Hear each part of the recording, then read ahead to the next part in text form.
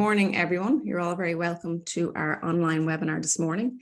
My name is Mags Crean, and I am a policy analyst and lecturer here in the Department of Applied Social Studies in Maynooth University. And I'm going to chair this morning's event. So you're all very welcome. We're here for the launch of a policy paper, Homes for Ireland, the case for a national sustainable home building agency. And this paper has been co-authored by Dr Rory Hearne and Phil Murphy. So the format for this morning is going to be very straightforward. We will have our three speakers, and then we will have time for Q&A. So you'll have an opportunity to ask questions and engage with the presentations. I would encourage you, though, in terms of managing time properly here on the webinar, and we have a lot of participants, which is fantastic, to put your questions into the Q&A function on Zoom. The chat function will be open as well, so people can interact, but the Q&A function is a very effective way of dealing with questions on a Zoom webinar. So I encourage you to do that. I also know we have a number of elected representatives I can see from our attendees this morning, so I would like to welcome them online here as well, Deputy Cian O'Callaghan and Deputy Owen O'Brien. And if I've missed anybody else, feel free to put your name there in the chat function. But it is very good and important to have our elected representatives taking part in webinar about looking at policy alternatives to our current housing crisis. So you're very welcome. And it might be an idea also at the Q&A section to hear back from some of our elected reps before we look at the wider questions coming in. So I would also like to let our participants know that the event is actually being live recorded.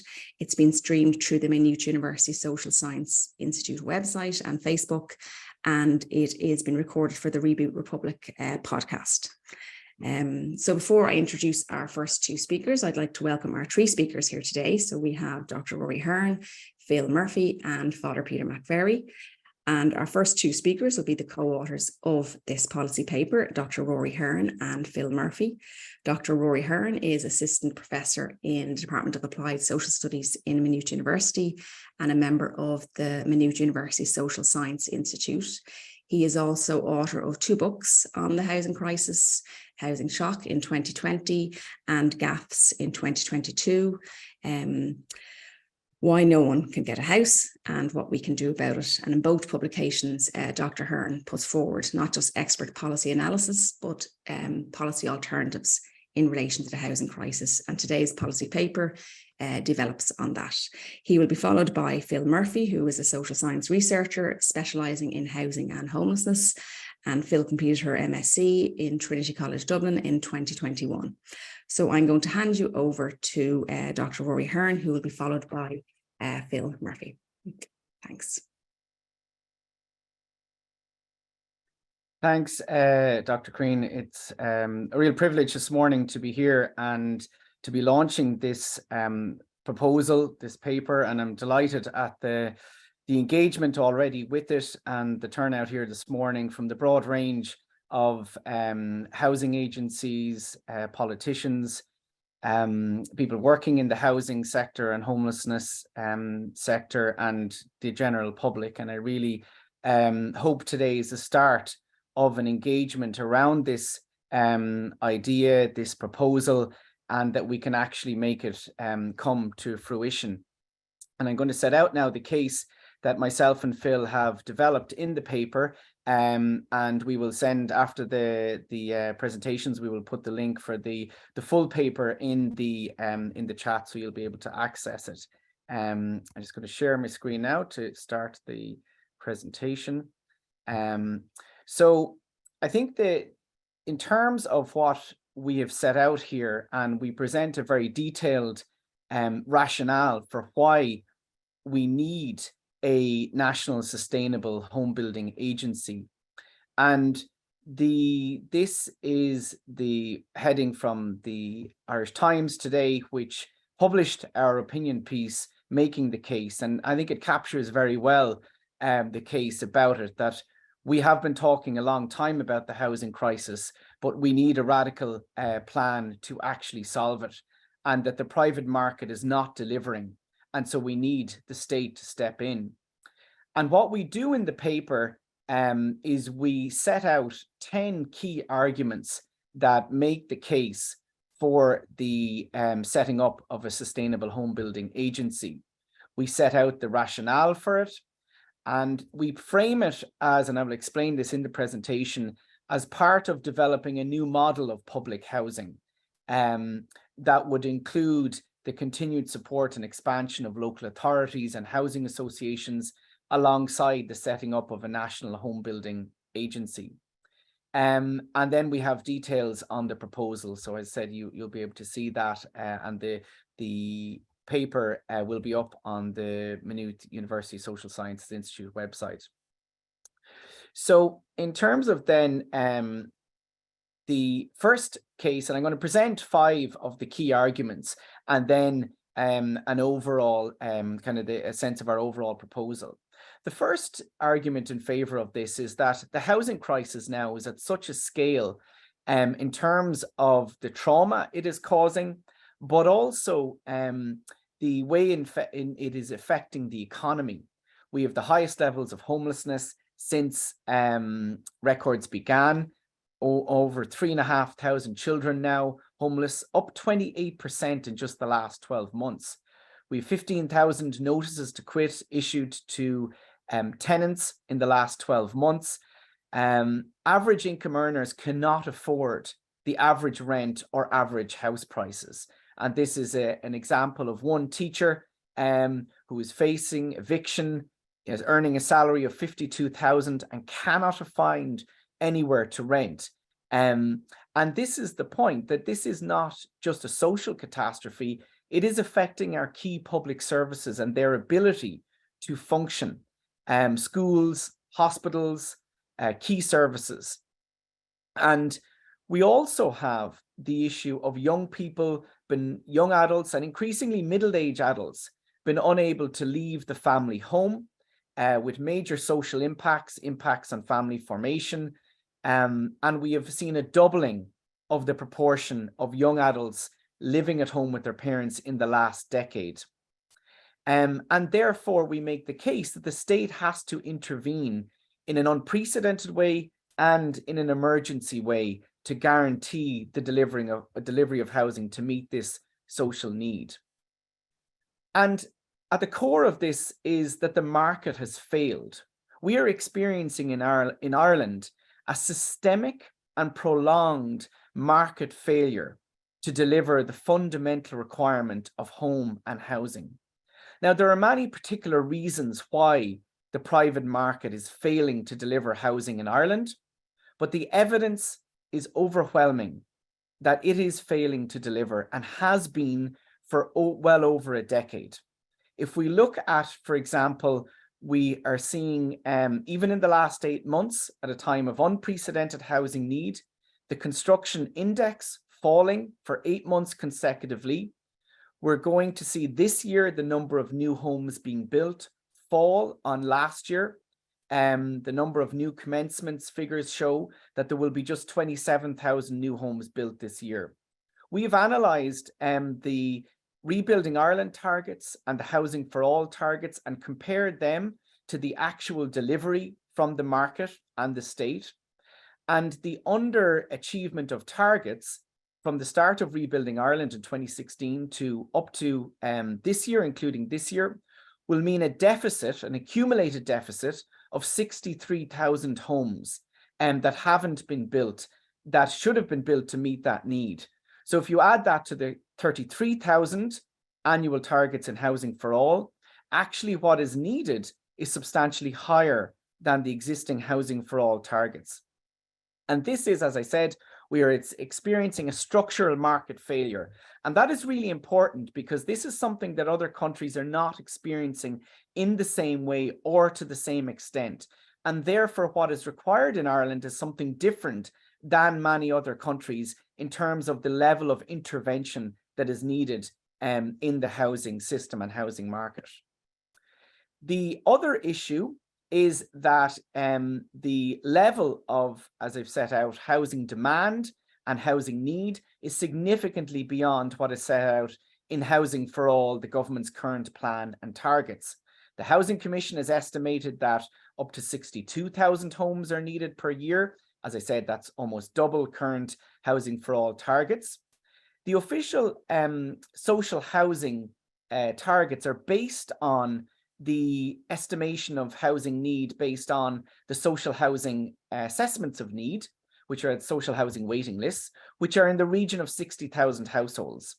Yet they do not include the 60,000 households who are in receipt of HAP payments in the private rental sector, who are in an insecure form of housing and who are in need of actual permanent social housing. If you add those together, actually, the real level of social housing need is 120,000 households.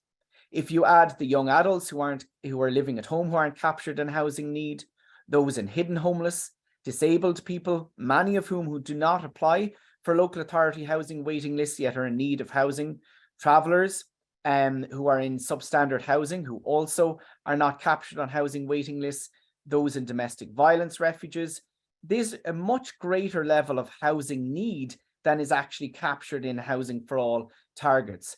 We have estimated that that is in the region of 500,000 households. If you were going to address that over a decade, that would mean delivering 50,000 social and affordable homes per year. And when you compare that to the Housing for All targets, which is just 14,000 social and affordable housing units per year. The other issue then, the argument that we make, and the evidence is there, that the current approaches to delivering social and affordable housing are overly dependent on the market and therefore are also failing to deliver on the scale needed. In 2022, last year, if you combine social and affordable housing, new build, new stock added, it was in the region of 8,500 homes. That is only 60% of the Housing for All targets of 14,000 social and affordable homes. So current delivery mechanisms of social and affordable housing are not even meeting, as I've explained, the already inadequate targets. And of those, 73% came from the private market. The overwhelming majority of new build social and affordable housing units are being bought, purchased as turnkey projects from the private market. There are a number of issues with that. It is extremely expensive as a form of delivery of social and affordable housing. It is also dependent on supply from the private market. And therefore, this year, for example, as we're seeing a reducing of that supply, it will be more difficult to deliver social and affordable targets. It also adds pressure to the housing market and adds a housing demand into the housing market, inflating prices, inflating demand, when in actual fact what the state should be doing is providing its own independent supply, independent of the market, and therefore reducing overall demand pressures in the market and therefore prices. If you include the housing assistance payment, over 90% of social housing output in 2022 was bought, purchased, or leased or rented from the private market. The fifth argument then we make is that the climate emergency requires a fundamental transformation in how we build homes, build new homes, and how we make existing homes energy efficient, and how we use our existing built environment. And in particular, if we look at new home building, factory delivered housing is one of the most efficient, sustainable, and rapid forms of housing delivery. Yet we're not seeing an adoption of those methods in the private market. And that is because it is risky in terms of an investment. There is not a guaranteed delivery streams by the factories. And we're actually seeing in the UK, modular factories being closed because they're loss making, because the supply is not being, the demand is not being delivered to them because they don't have essentially anybody buying the products on an ongoing basis. And this is again shows the problem of relying on housing provision on the market. We have a new way that is more environmentally sustainable, more efficient, quicker, yet the market won't deliver it because it is not as profitable as traditional methods and it's not guaranteed in terms of the sale of the product. So what we should do is the state should be stepping in and delivering on these modern methods that are sustainable and that are being deemed as too risky by the private market. The other area is retrofitting. We need a massive level of retrofitting of existing social and rental, private rental and affordable housing. The current targets are too low. The capacity within the private construction industry is not there. A national sustainable home building agency could really tackle that area.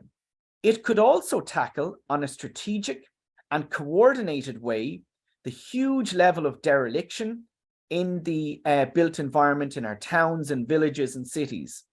Much of that dereliction is left because it's not considered profitable or viable as a financial investment for the private sector. So what are we to do? Are we just going to leave this level of dereliction, this level of unsustainable use of our towns and cities, or are we going to do something else?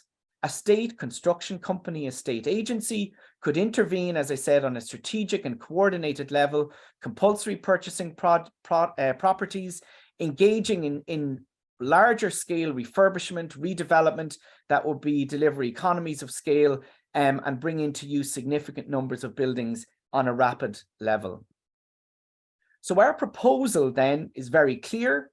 It is firstly for developing a new model of public housing that would be aiming to bring the stock of public housing, which is social and affordable housing, up to a third of our total housing stock, which is much closer to successful models of housing like Austria, Denmark, Sweden. At the moment, just 10% of our housing stock is social or public housing. To bring our public housing stock up to a third of our overall stock would require an additional 366,000 public homes. If you did that over a decade, that would mean adding 36,000 additional homes, social and affordable homes. That is the scale of what is required to really address the housing crisis. So we need a new housing plan, a new public housing program that would aim to deliver at least that.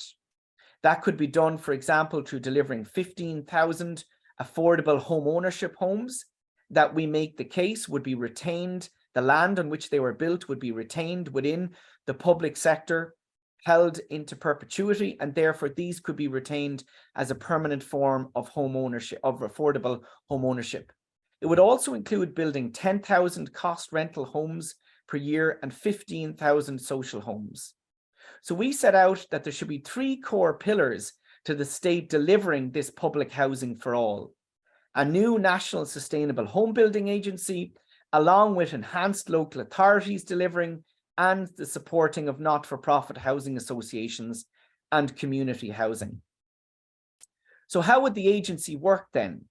The agency should provide an overall coordination of the delivery of public housing. It would be a construction company as well that would directly build and deliver homes. It would be a semi-state public company with the sole function of delivering social and affordable housing and be responsible to the Minister for Housing. It would directly employ all the skills, trades and professions that are required to design, plan, develop, finance, build and refurbish housing. It would have regional offices, so it would ensure a delivery of housing, of social and affordable housing across the country. I think it should set up, and we set out this, at least 4 regional factories that would deliver affordable homes. It could, for example, purchase that factory in Leeds that is being shut down currently because it is loss-making, because it is not getting the, as I said, the delivery in terms of actual supply being set up. And there are many private companies, construction companies in Ireland going into receivership right now as well. These could also be purchased and bought in under a public construction company. Within 3 years, if this was seriously adopted as a proposal and delivered, and the entire weight of the Irish state was put into delivering this, it could, we believe, be delivering 10,000 social and affordable homes within 3 years. A public home building agency would ensure beautiful, well-designed, social and affordable housing. It would bring together key expertise in one agency that would drive that delivery. It would also play a coordinating role with local authorities and housing associations. It could be contracted also alongside delivering itself, directly building on public land. It could also be contracted by local authorities to deliver as well and support them to deliver their own housing. It would also, as I said, very importantly, be additional to the continued expansion of local authority and housing association public housing delivery.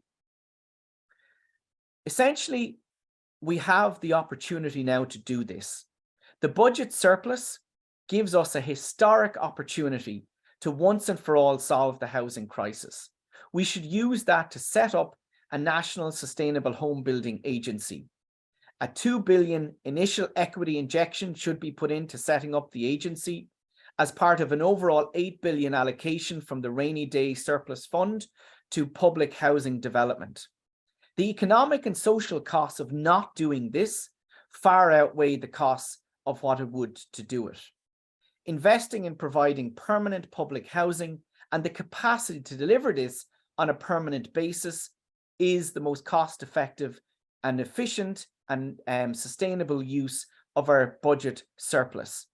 It would provide the permanent labour, the permanent capacity to build, to refurbish and to retrofit homes, which is going to be needed into the future in this country. We really thank you for being here today with us. We look forward to engaging with all stakeholders in progressing this proposal. Thank you so much. And I'll hand over now, hopefully, to co-author Phil Murphy to continue then with the presentation, look at the area of construction workers and construction employment and what we propose in this area. Hi, Rory, that's great. Thank you. I'm just going to get my slides up. My name is Phil Murphy. I'm a housing researcher and I co-wrote the paper with Rory. And I'm going to have a look at how a national sustainable home building agency, how this would impact on construction labour. Perfect. A state-run construction company would offer direct employment. A national sustainable home building agency would directly employ construction workers, professions and trades, and provide quality permanent employment and decent apprenticeships. The agency would employ all the key skills, trades, professions required to design, plan, develop, finance, build, retrofit and refurbish homes, from architects, engineers, block layers, carpenters and electricians. The agency board should include representatives from trade unions, local authorities, social housing experts, construction sector experts, and research finds that increasing the levels of direct employment is essential to make construction more attractive for workers. It would help improve the apprenticeship numbers and skilled personnel. A state-run construction company would create security in the construction sector. Construction is notoriously precarious since the industry is susceptible to boom and bust business cycles and is characterised by subcontracting and bogus self-employment. The Irish construction sector has changed since the 2008 financial crisis, with a shift towards self-employment and subcontracting, particularly in the wet trades such as block work, tiling, painting, plastering, and construction workers have now become part of the precarious gig economy. Almost 1/4 of construction workers are self-employed, and this is considerably higher compared to the rest of industry in general, where it's only just under 4%. And bogus self-employment is rife in the construction industry, particularly in the wet trades. And bogus self-employment occurs when workers who should be classified as employees are marked as self-employed. And this results in savings for the employer, but it's very bad for the workers themselves because they don't pay PRSI. It means that they're entitled to sick pay or holiday pay, or they're not entitled they don't get pension contributions either. A state construction company would lead to improved terms and working conditions for construction workers. But it would do this by offering quality permanent employment, well-paid apprenticeships, improved wages and employee benefits, better regulation and improved safety and quality standards. The competition from a state-run construction company would also pressure the private sector to match or improve upon their terms and conditions, safety standards and benefits, or else lose the best of the workforce to the best of the jobs. The State Building Agency would follow all the health and safety regulations properly and be a leader in developing safe and quality work standards and practices in the construction industry. The employment quality matters, especially in construction, given the physical demands of the work, and quality employment and health insurance and pensions are vital. The state construction company would ensure that construction labour is prioritised providing homes. And during the national housing crisis, only a quarter of construction workers in Ireland are actually building homes. The majority are actually building hotels and offices. In the middle of a housing crisis, it is just scandalous that this is allowed to happen, and we should be diverting the construction labour towards the building of residential homes. And of course, a state construction company with a mandate for building homes would do this. And there's a chronic shortage of skilled construction workers. In 2007, we had 2,327,000 construction workers. However, in 2022, there was only 127,000, and that's about 6% of the national workforce. And this is below the European average of 8%. And the Housing for All plan is completely dependent on the industry to increase apprenticeships and attract new workers. An estimated 50,000 skilled workers and professionals are required to deliver these annual targets of 33,000 home house completions between 2023 and 2030. And these targets are considerably lower than what's actually needed. An additional 23,000 workers are needed for retrofitting, and almost 4,000 will be needed for general repair and maintenance. Housing crisis cannot be resolved until we resolve the skills shortage, and the skills shortage cannot be resolved until we create security within the construction sector. And a state-run construction company would encourage more people to work in construction by offering quality permanent employment and decent apprenticeships, and this would attract workers. And young people and ex-construction workers are reluctant to enter construction in Ireland because there's high job security, there's a lot of focus self-employment, and there's boom and bust bouts of unemployment and immigration. And 10,000 new apprenticeship registrations were needed last year, but only 3,000 were registered. And making construction a more attractive industry sector would encourage more young people to pursue a career in construction. Over 13% of young people in Ireland aged 15 to 29 are not in education, employment or training, and that's considerably higher than the EU average. And last year, 54,000 people immigrated from Ireland, and a lot of these were in their 20s and 30s. And many of these would have left because of the housing crisis. And we have this opportunity to increase capacity by attracting more women into construction. Is important by offering family-friendly practices such as maternity leave and more flexible employment. Construction workers are essential workers. The state employs 41,000 nurses and 64,000 teachers to guarantee the delivery of public health and education. However, housing is as important as health or education. The state ensures that every doctor, nurse and teacher are suitably qualified and have permanent jobs and decent pay. We need to provide the same approach for construction workers. And that's me done. Thank you.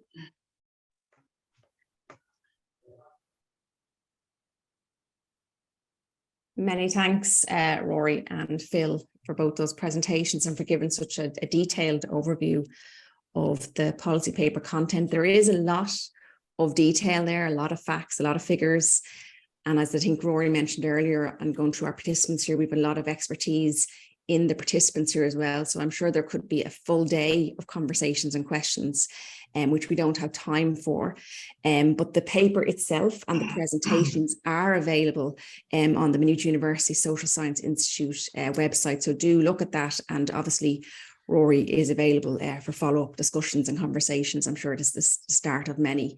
And we will get to some of the questions in the Q&A at the end. So yeah, I think we move on to our final speaker, which is Father Peter McVerry.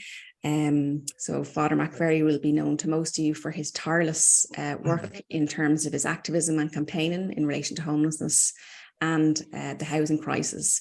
And his work with the Father Peter McVerry Trust, which he founded, means that he meets these issues on the front line day in, day out. So he is seeing the impact of this housing crisis directly and the human impact that Rory alluded to earlier as well.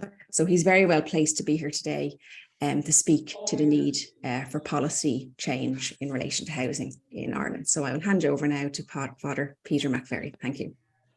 Thank you very much, Mags. Sorry, I don't have any slides. I'm much too lazy to do slides. So you'll have to just listen to me waffling. I think this is one of the most important proposals to address the housing crisis that we've seen in many, many years. Clearly, the housing policy has failed. Record house prices, record rents, record homelessness. And the mantra we get from the mainstream,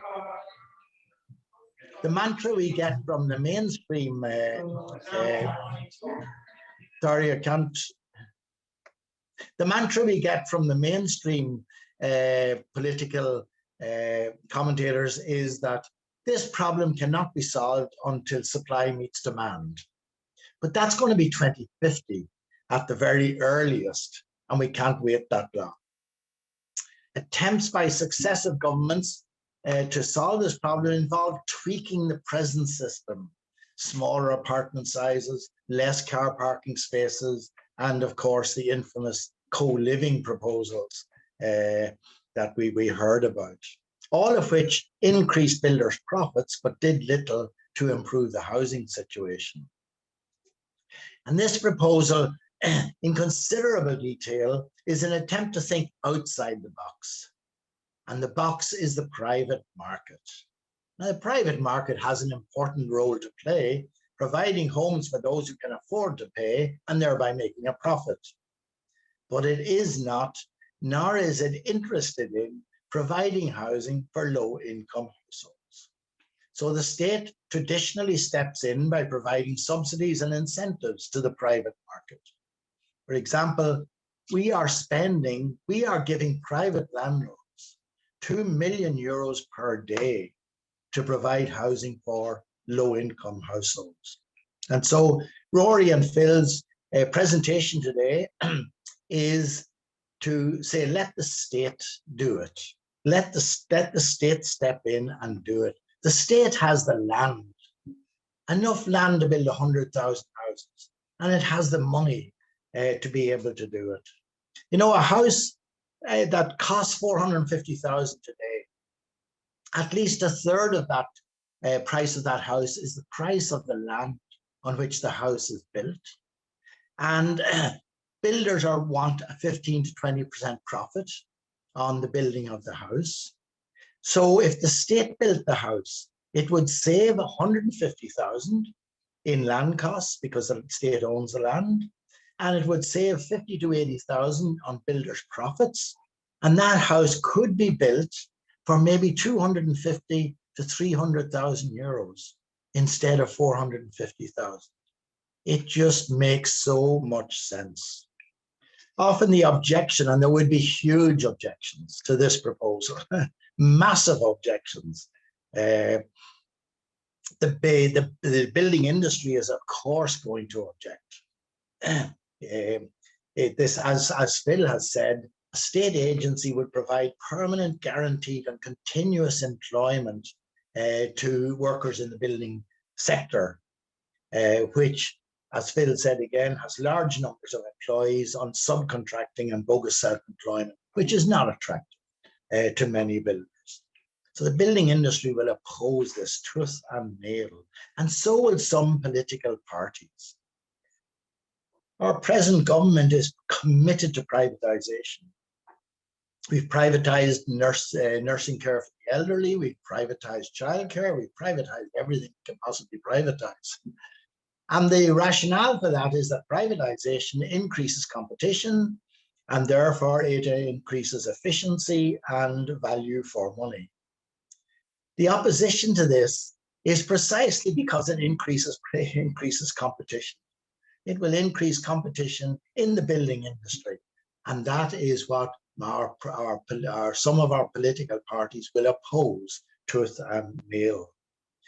Political parties whose core constituency are homeowners will be horrified at the thought of a state agency building houses at a much lower cost than private houses, because the effect of that will be that housing across the board the cost of housing across the board will be reduced, and homeowners will see the paper value of their home being reduced, and certain political parties will go spare at the idea that their constituency would appear on paper anyway to be losing wealth.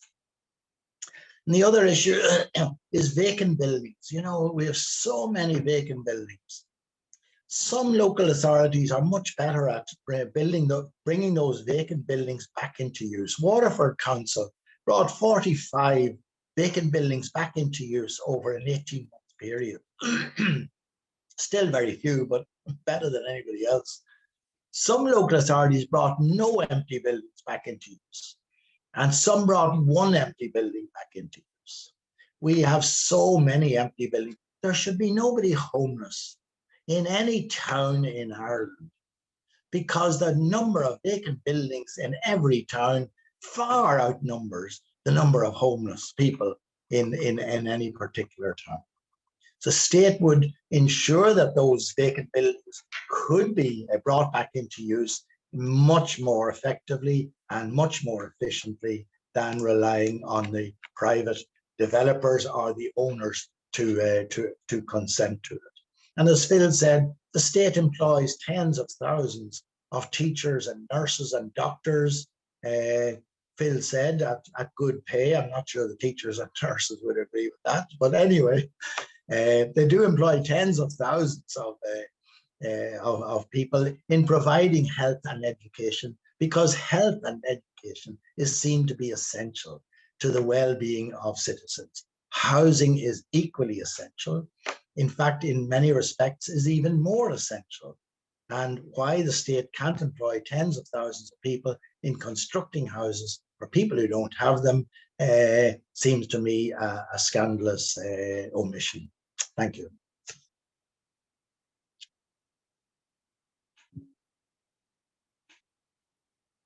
Thank you, Father Peter McVerry. I think you very clearly highlighted a lot of the inevitable opposition or resistance like this might meet, but I think equally opened with the words about it being one of the most important policy proposals that you have seen in many years. So I think that's very significant from some mature level of understanding and experience in relation to the housing crisis in this country, and the very human impact it's having for people, and some of our most vulnerable people in Irish society. So on that, I think we can now start to look at the questions coming in. But before I go directly to the questions, and there are a good few here in the chat and in the Q&A, we do have a number of elected representatives, TDs here as participants, and it would be interesting to get their brief but important feedback on just what they've heard there now. If either, I think Deputy Cian O'Callaghan is here and Deputy Owen O'Brien, if either would like to come in with any comments.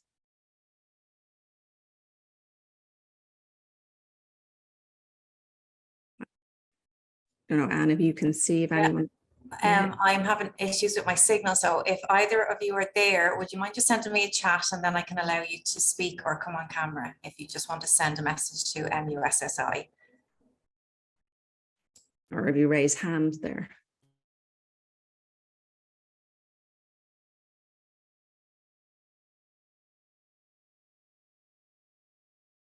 If not, I also see we have Barry Murphy here as well, who is Cork Raised a Roof, and also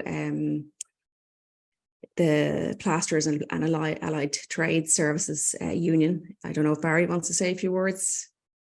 Yeah, hi. Thanks, Dr. Crean. Thanks, Rory, Phil, and Father Peter for your excellent presentations. Look, from a construction worker's point of view, I suppose it's very pointed that I have two sons who didn't follow me into construction. And Phil's point about decent jobs is really so, so important.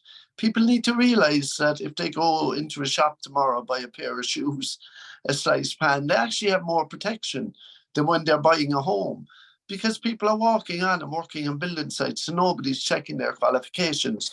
And people need to realise that's the biggest outlay most people will have in their lifetime. People think Grenfell couldn't happen here. Grenfell could, of course, happen here. And unless the government directly employs people and checks their skills, decent terms and conditions of employment, the housing situation will never be addressed. There's three core issues involved in this. It's affordability, availability, and the security of tenure for the tenants. And the only people that can provide big enough with the finance and the power to provide that is the government. But they prioritise profit over need for far too long. And it's a wiser person than me that said it's only a fool would keep doing the same thing and expect a different result. And I'm afraid rebuilding Ireland, housing for all, are just a rehash of the same failed policies that we've seen for the last 30 years. And I would just encourage everyone here to get active, because the conversation is changing. It's changing because the likes of Rory and Peter McVerry, Larkin, Sir, and people in the trade union movement and the people in the Raise the Roof. And people need to start asking their public representatives why their taxpayers' money is being wasted and handed over to the private sector, and why we have over 3,500 children homeless in one of the richest countries in the world. So thanks everyone again. Thanks, Barry. Thanks for that input. Yeah, we have a lot of questions here. So what I'm going to do is I'll read out the questions that have came in through the Q&A first, and then some from the chat function. If there's a bit of repeat, I'm apologies in advance if you don't hear your exact question. It's because someone else has covered it in possibly same way. So we've one question kind of follows on from Barry's points there, and mainly your presentation, Phil, and this is very specific. It's about the number of state builders we'll need, how you will attract and secure builders, how long will this take, and these are not incremental builders, so how long does this guarantee big incremental volumes of houses being built? Don't know if Rory or Phil wants to take that. There's a good few questions in that. Will I start and then, or Phil, do you want to go? No, I'll let you start and yeah. Okay. Yeah, there is a number of questions in terms of the volume and how could this get to scale rapidly. That's a a very important question. And my starting point, because I've been asked this a number of times, how would this deliver rapidly? The starting point is that myself and others, the Nevin Economic Research Institute, many in the trade union movement have been making the case for a public home building agency for a number of years. If that proposal had been taken up 3 years ago, 5 years ago, we would be in a completely different situation now. And so there's always a point at which it seems, well, it's not an immediate response, therefore we don't do it. But the crisis just continues. So at some point we have to bite the bullet and go, well, we need to do this now. It might take 2 or 3 years to get up and delivering, but if we don't start it now, the crisis will just continue. And in terms of the ability to, I think that there are a number of ways in which you could rapidly build up capacity. The first, as I said, is you could purchase private construction companies, both in Ireland and in other jurisdictions, be that Northern Ireland, be that the UK, where, as I gave the example, there is a modular home factory in Leeds currently in the process of being wound down. That could be purchased by the Irish state and delivering modular housing into Ireland and bring in that expertise as well. We could also set up, as I said, rapidly factories to build modular housing. Some of these factories in the UK, for example, are delivering 4,000 homes in a year. Like that is a phenomenal volume. It's what's possible. And I think that's the way you could rapidly develop capacity. Also, by rapidly setting up, by hiring the skills, by providing that secure employment that would attract the skills, I think we could build up the ability to be building homes very, very quickly. And because it would be the state setting it up, it is a guaranteed permanent employment. That is, you know, anyone you talk to in the construction sector will say that, you know, it's insecure. Many of them would leap at the idea of, well, here's a permanent job to contribute in building a future for Ireland. I think you could very rapidly build up that capacity and both, you know, take on the construction workers. The numbers required, it depends. In the region of, it takes approximately, and I've assessed some of the private development companies and look at their figures and numbers. Some of them are building with about, it's interesting, of course, the private developers employ, some of the big ones, only about 300 people directly. But to build, for example, 1,500 homes traditionally, you would be talking about 3,000 workers all in all contributing to build that. So you can extrapolate from that. If you were delivering 5,000 homes through traditional methods, you would probably need about 10,000 workers. But if you're delivering it through factory methods, it's about 1 in 4. It's about, for 4,000 homes, it's about 1,000 construction workers. So you can see through modular, you can build with less workers. But they're the sort of numbers we're looking at and you would need in terms of delivering the capacity. So maybe Phil then. Thank you, Rory. And I suppose as well, you know, like after the last downturn, up to 70,000 workers who lost their jobs would have emigrated. And some of these people would actually be willing to return if there was clear guaranteed employment in a national building agency. Also, like, we have a lot of young people who are not employed, and we have a lot of young people who are immigrating. So that's all people that could be brought in to work in the state construction company. And certainly having an agency that offered quality permanent employment, that would definitely encourage more people to consider a career in construction, because one of the biggest reasons people aren't going into construction is because it's so insecure, because there's very bad terms and conditions. So if we improved working conditions for the workers, that would make it a more attractive sector. So, and I suppose it would encourage more young people to join in, because the job would be better paid, it'd be more secure, and yeah. Thanks, Phil. Thanks, Rory. I think Deputy Owner O'Brien wants to come in there with a comment, if he has access there to his microphone. I think I do. Can you hear me? Yeah, you're very welcome. Well, look, first of all, just to Phil and Rory, well done, both on the report and on the piece in the Irish Times today. Like, I think this is really timely, because there have been many of us who've been arguing for some time that there's a number of values in the creation of a public construction company. For me, probably the two real values is could become I suppose, housing system leader in new building technologies and low carbon technologies. So not just providing large volumes of affordable homes, but also doing that in a manner that allows us to meet our very significant emissions reductions targets in terms of embodied carbon. And in some senses, like Rory mentioned, some of the building companies across Britain, unfortunately, some of that sector is experiencing quite significant challenges at the minute. We've had a number of companies going into receivership, but a state-led company would have the ability to carry that risk to ensure not only we would have large volumes of good quality, affordable and social homes, but very low carbon. What I would also say, however, is it doesn't have to be an either or. This just goes back to the question of, how quickly could you set it up?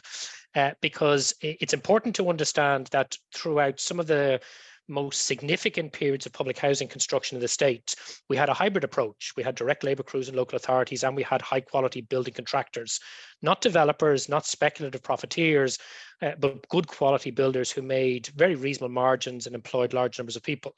For me, the challenge there is to ensure as you're establishing your public construction company, where local authorities and approved housing bodies are engaging with private building contractors, they're doing so with tender agreements that ensure adherence to the highest quality terms and conditions, not just in terms of rates of pay, but also in terms of other supports for workers. And for me, the real distinction is we need to move our local authorities and approved housing bodies into primarily dealing with building contractors alongside an emerging state construction company, rather than the preference they've had to date, which is using private developers who are a separate entity with separate levels of profit taking. The only other thing I'll say is this. Our housing system is not a single system. The Southwest is different to the Southeast, is different to Dublin and the commuter belt. And therefore, it may not be a single company. It may be a company that has regional divisions which focus on the regional dynamics in different parts of the country, because we've had state construction company before, obviously in the 60s. The government has tried to do something in a slightly different way with the LDA, and that may or may not work for the larger urban areas. But we also need social and affordable homes in rural Ireland. We need construction sector workers to be able to work in close proximity to where they live. And therefore, sometimes what you need is a regional local approach, but that isn't incompatible with the propositions that Rory and Phil have made here today. So good, timely piece of research, and I hope it really does provoke a debate and some significant policy change in this area. Thanks, Deputy O'Brien. Before I let Rory or one of our speakers come back in there, maybe respond, it ties in slightly your last comment there, but another question we have here, so I'll just put that in now as well. So if Rory's responding, you might include this as well, where one of our participants asked that already a similar proposal for a regional vehicle was rejected by a number of local authorities, and the Department of Housing has already rejected a proposal for a similar delivery vehicle. That's a question there in our chat, so it just ties in with the end point there. Thanks. So now, Rory, if you want to respond.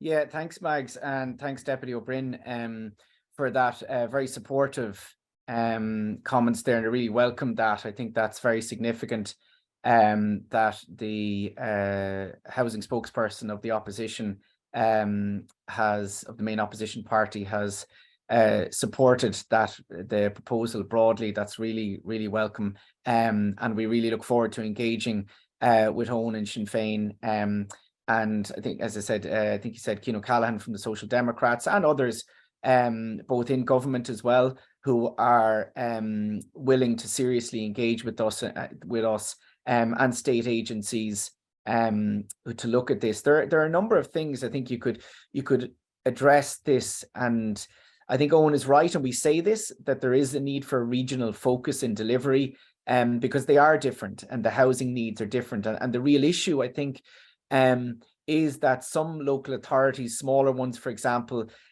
just the scale at which they have to deliver and the rapidness is beyond what you could consider to be expected of smaller local authorities in particular.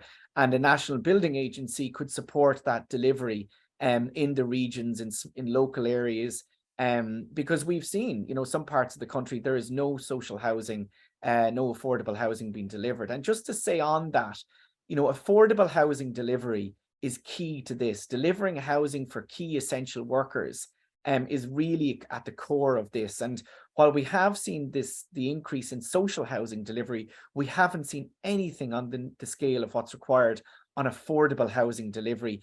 And we propose that that's a form of affordable housing that is public housing. It's not just affordable housing that's sold off to the private market, but that is retained in a form of public ownership. And a public agency that is both public housing delivery and construction could retain that as well into perpetuity. And I think that's important.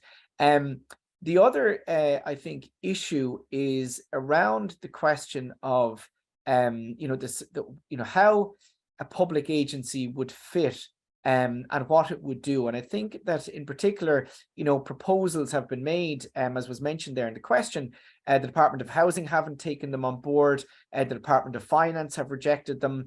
And I think that there's a real need, and I would really challenge, and I think all of us need to challenge ourselves, challenge, government departments, challenge organizations who are in this area and say, if what is being done is not working, why are we unwilling to take and adopt, measures that could actually work? And who is dictating the reasons for why these are not being delivered? And I strongly hold the belief, and the evidence is there, that private developers are heavily influential in determining policy. And I think that Owen made a very important point here. And we say it as well, that this is not about replacing the private market in housing delivery. This is actually, in many ways, and the ESRI has made this point, that this could actually add capacity to the private sector to deliver housing, because by providing apprenticeships, construction workers, building that capacity up, you actually create a broader pool of labour, expertise, capacity to the entire industry to deliver homes. And I think those in the private market who are genuinely trying to deliver housing have nothing to fear from a public construction company.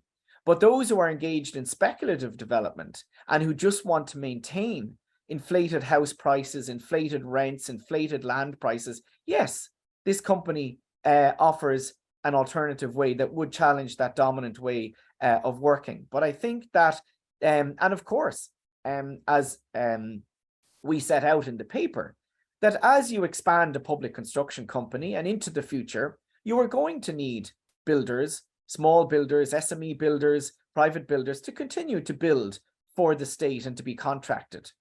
But what we need to do is end our reliance on the large developers, the large investor funds from delivering housing, social and affordable housing, because they don't do it at an affordable rate and they don't do it at the scale necessary.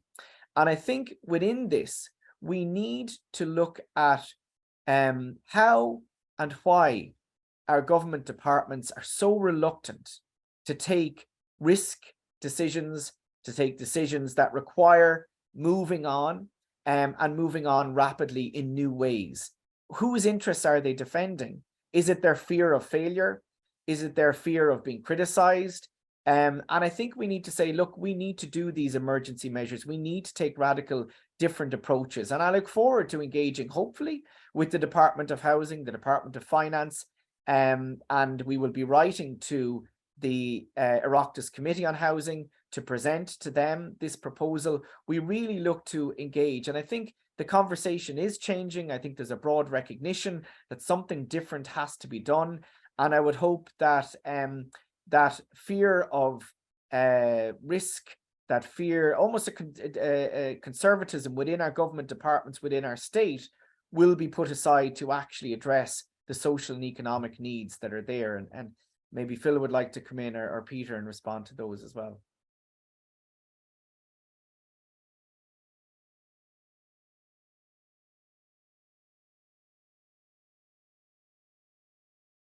Do either of other speakers want to come in, or will I move on to another question?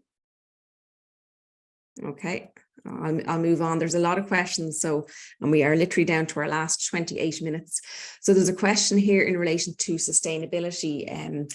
What is the net zero climate crisis focus in this proposal to go together with the housing crisis response and the reconciliation of these two critical priorities? So I suppose that's for Rory or Phil. It's direct. Phil, do you want to come in on that? Might leave yourself handle it. Okay.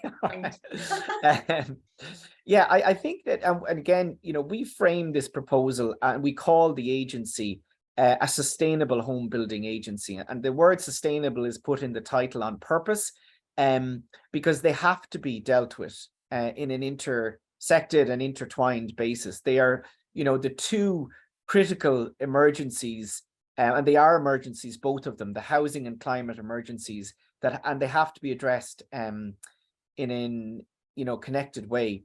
And the argument has been made, there's a number of arguments have been made around this. The first is that, well, we shouldn't actually be building new housing because the level of, you know, energy and, you know, embodied carbon use just means we shouldn't be building new housing. That has been made. But clearly, that is not a social or economic possibility.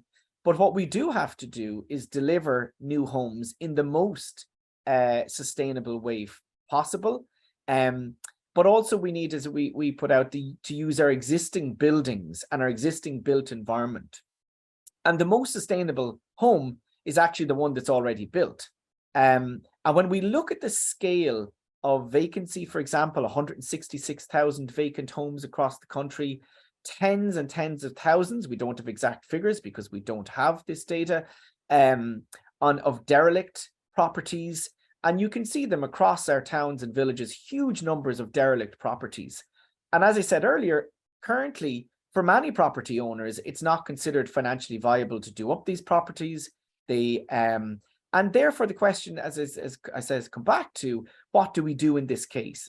An estate agency set up with the finance could compulsory purchase many of these buildings, could offer to their owners to refurbish them, because it would have the direct construction capacity, it would have the expertise, and it could engage in huge programs of urban regeneration, of bringing into use thousands and thousands of derelict buildings relatively quickly, which is not financially viable for the private sector, but on the social and environmental costs is clearly necessary from our society's point of view.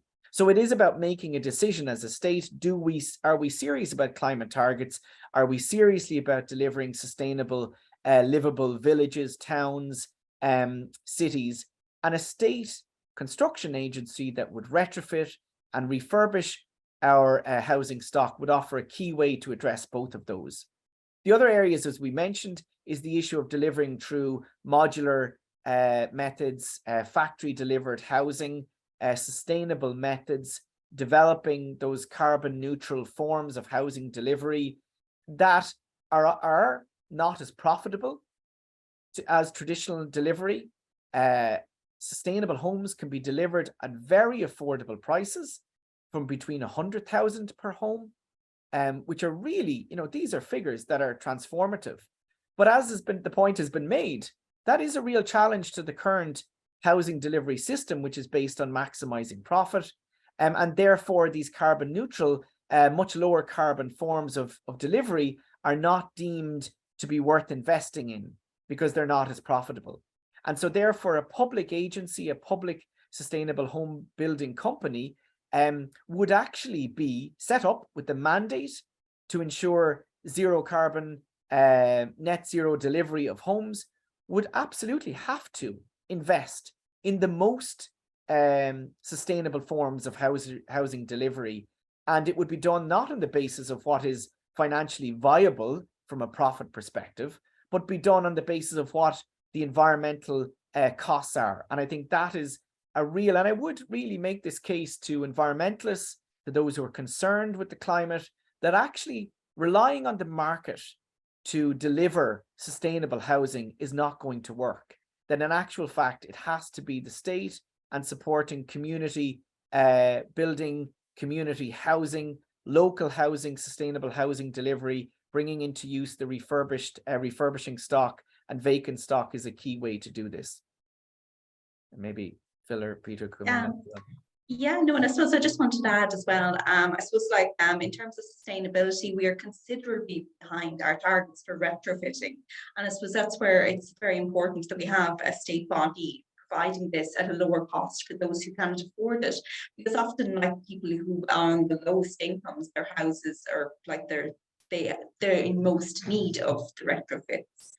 So, and of course, if we're to reduce our target climate emissions, this is very important that we do retrofit these low-income houses, and of course social housing as well. Like, there's some social housing stock that's in very poor condition. So of course having this national building agency retrofitting would make a huge difference in terms of our climate. And of course all the derelict buildings located in Ireland, the greenest building is the one that's already built. Very important that they're restored, and a lot of them are located in central areas such as towns and villages. And so instead of expanding the commuter belts, it's very important that we do up these houses, these derelict houses that are in our towns and villages. And I suppose that kind of ties in with the 15-minute city as well, because people would be able to walk to their places of work, walk to their places of schools, rather than relying on cars to drive in from these commuter belt towns. Thank you. Thanks, Phil. Thanks, Rory.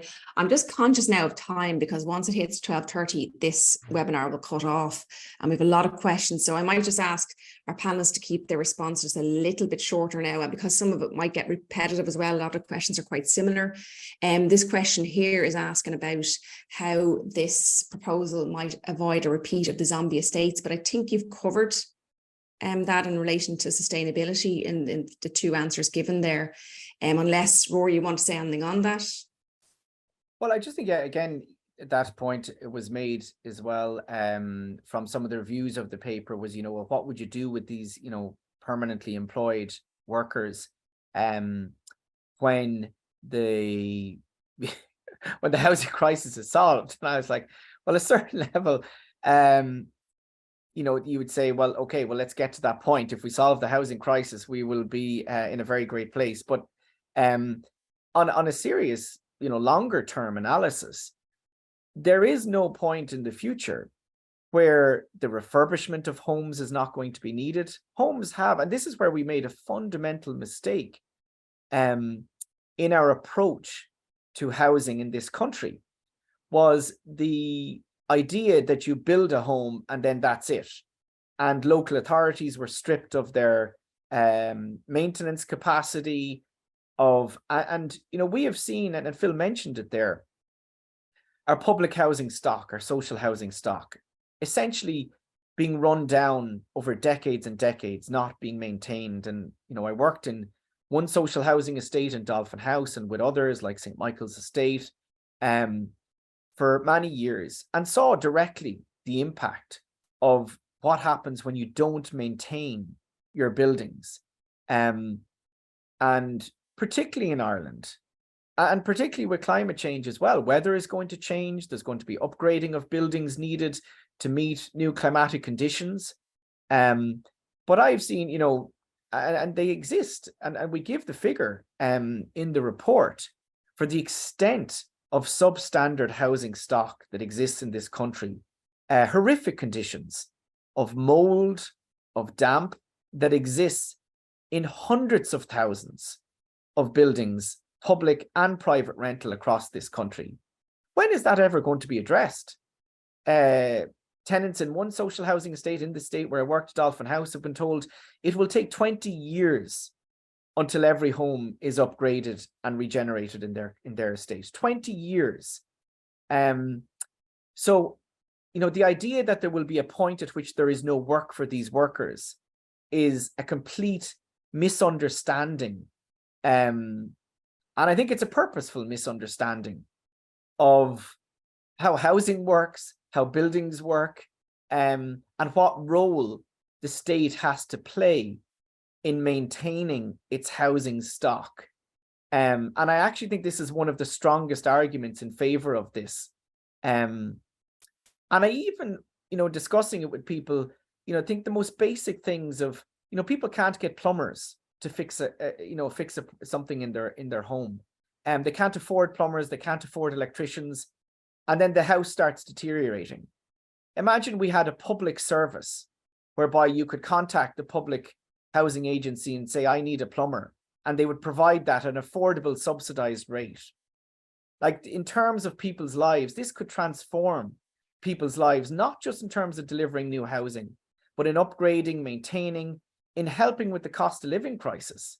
Like, that is where this could go in terms of providing housing, and it's where it should go as a public service, and acknowledging and realizing that without healthy homes, people can't live lives of dignity and healthy lives. And there is there are, you know, the figures we know, there are millions of people in this country living in substandard housing, and there is no plan to address that housing.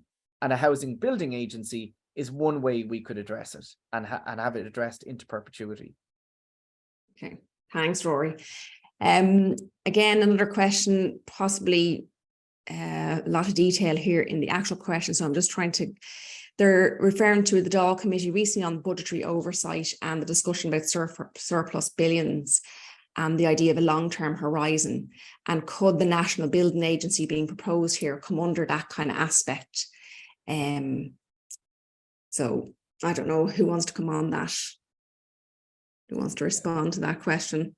I'll leave Rory do this, actually. I think, and Peter, I'd say, will have something to say about this one as well. I think that, you know, we make the point in the report very, very clearly that what has emerged with the budget surplus offers the Irish state, the Irish people, the opportunity to solve the housing crisis on a permanent basis, we would argue. And it has been referred to our, the equivalent of Norway and their oil reserves and what they did with that in creating, funds that were wealth funds and in developing their economies, in investing in their society. And the idea that this budget surplus of upwards of 26 billion would be put into some future fund, and is being put into some future fund that we know will just be used to bail out banks or private developers or the private sector at some point in the future.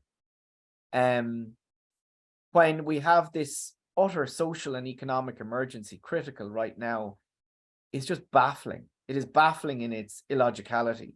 And we should, and we make the case, allocate a significant proportion of those funds into doing this, into setting up a national sustainable home building agency, and in expanding public housing that would actually deliver real material gain to people's lives. Thanks, Rory. Do you want to come in there, Father Peter McVerry? Well, yeah, I think at the moment, I would consider Ireland to be a failing state. Why, despite all our budget surpluses, despite full employment, why would any young person with a qualification want to stay in Ireland?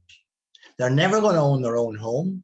They're going to be paying outlandish rents for the rest of their lives for insecure accommodation. We have one of the highest costs of living in Europe, when they can go off to Dubai or Australia or Canada and have a much better quality of life.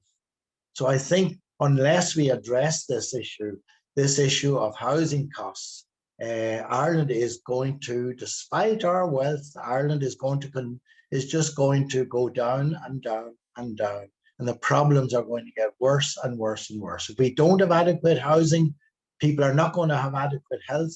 They're not going to be able to meet the cost of living crisis. We need, as a matter of utter urgency, to provide homes and rental accommodation at a price that people can afford. And we have failed over the last 20 years, not just to do that, but we have seen the problem getting worse and worse and worse. So I'm totally in favor of this proposal. I think if people don't want this proposal, let them go up with something else. And don't tell me we have to wait for supply to meet demand. That's not going to happen for many, many decades. Thanks, Father McVerry. I'm just conscious now really of time. We have 13 minutes left. I'm just going through the questions here. There's a lot of support for the proposal, a lot of questions still left. Some of them are similar. So maybe one that sums up a few together, a few questions asking how does what is proposed link or build on or offer more than our current agencies, say for example the housing agency, or current strategies and other innovative developments like modern means of construction, MMC. Now, a lot of the questions I'm looking at here, there's a very good question in relation to people with disabilities and how the proposal would address their housing needs. A lot of the content in the report, which is going to be available on the Maynooth University Social Science Institute website, will answer a lot of those questions for people. But maybe I'll just put that kind of broadly there to Rory, because a good few are coming to that kind of similar question.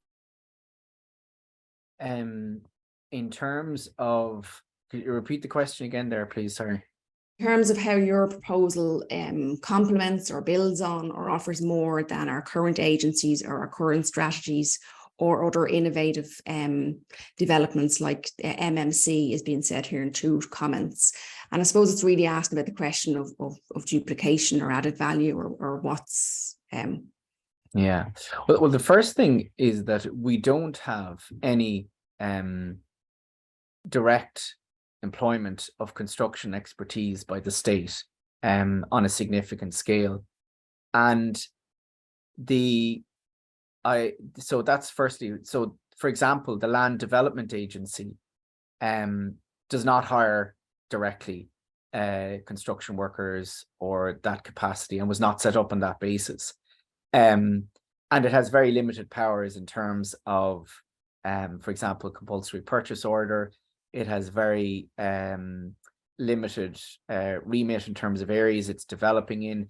Essentially, it is a form of NAMA, asset management of public land, and contracting of private developers, and it is not delivered by people with housing expertise, with social and affordable housing expertise.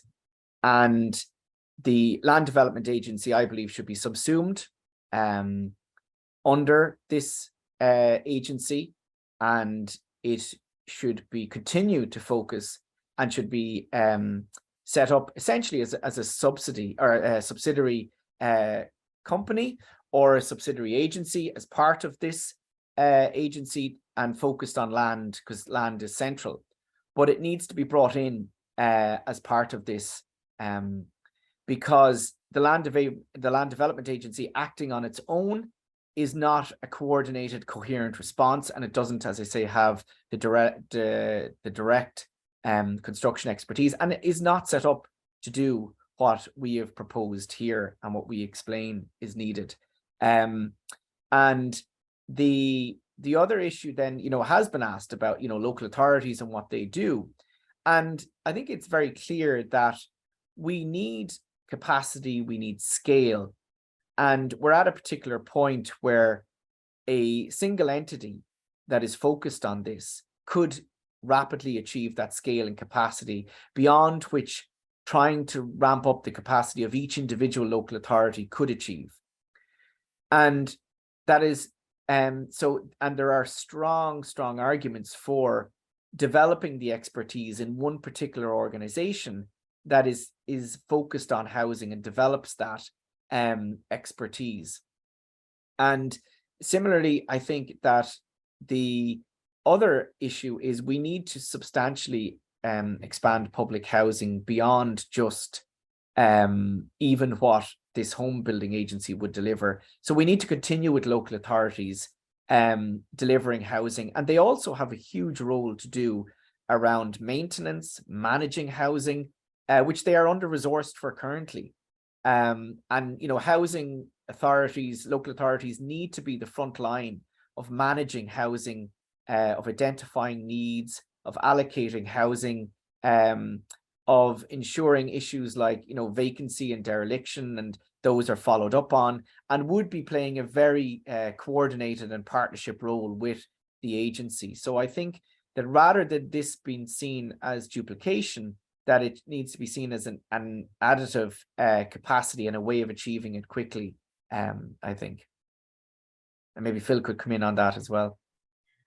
Yeah, no, I suppose Rory's covered everything there, but I guess at the moment we're overly reliant on the private sector to deliver social and affordable housing, and I mean that is just not the business interests of the private sector. So this is why this agency is so important, because because who else is going to build them? And like, we've been waiting and for this to happen for the last 15 years, and just it's cheaper for the state to build itself rather than relying on the private sector. And Thanks, Phil. Thanks, Rory. There are just so many questions, but I will reiterate the report and the policy paper does address a lot of the questions that I'm seeing here in the Q&A and the chat. And maybe just very, very briefly, because I know there is a piece in the policy paper on particular groups that face additional barriers in trying to access housing. And there is a question there about people with disabilities and how the likes of this agency would work for groups like that in terms of meeting their needs. Yeah, I think that's a really important question, and we do, highlight that in the opening, that there are many groups who have specific needs who aren't being catered for in terms of housing, and disabled people is one group who have particular housing requirements, housing needs, and there are real issues with the current form of delivery of housing through the private market, because of social and affordable housing, through the housing market, because developers and investor funds build the housing not on the basis of catering for disabled people's needs, accessibility, but deliver on what is profitable for their design. And therefore we have the purchase by social bodies and local authorities of this housing, which isn't actually suitable to accessibility, mobility, and other issues in terms of housing needs. So therefore we need housing delivery which is specifically designed to meet those needs of particular groups in society, particularly looking at disability, for example. And a public agency would do that because that would be its mandate, and it would be directly designing and delivering housing based on that. So I think it would be a much better way to meet those needs. And as we said, you know, that would be part of its mandate. It would be set up with a clear mandate to meet the needs of various equality groups within society, travellers as well, for example, and also, you know, elderly people, for example, lone parent, one parent families, these housing types that the market is not delivering for individuals, single people, that simply are locked out of the market. It would deliver affordable housing and public housing for those groups. So I think this would be a way in which we could meet those needs much better. Thanks, Rory. I'm conscious now we're at the very end. There is a good suggestion there about having some type of follow-on to today, maybe a half-morning seminar, because obviously it's raising a lot of discussions, and when people get to read the paper in their own time, it'll raise even more questions and hopefully support. But is there anything, I don't know, Rory, if you have access there to see some of the questions, anything in particular before we're cut off that you feel needs to be addressed? I think I've covered the majority of the questions. There is one there, but I think you did cover it when you talked about the added value and the role of having the national structure for building. It's a question about local authorities and the role of local authorities. A lot of the other comments are supportive. A question about other countries that have done something similar. Again, a lot of that is in the report. Is there anything there, I suppose, maybe rather than trying to answer individual questions now, which I hope the report will answer for people. And obviously you are always accessible as an academic for people to contact you directly with questions and follow-up discussions. But is there anything you want to add from any of our panelists, Dr. Rory Hearne, Father Peter McVerry, or Phil Murphy, before we close this morning's seminar? It'll have to be very brief because we're down to 5 minutes. And thank you to each of our panelists if I suddenly get cut off and don't get to say that. And thank you to everyone who tuned in this morning. I know how busy everybody is, individuals and people involved in organisations and charities working with homelessness and housing. So thank you all, and to our elected representatives as well. So that's the thank yous done and the appreciation. So any final comments from our panelists?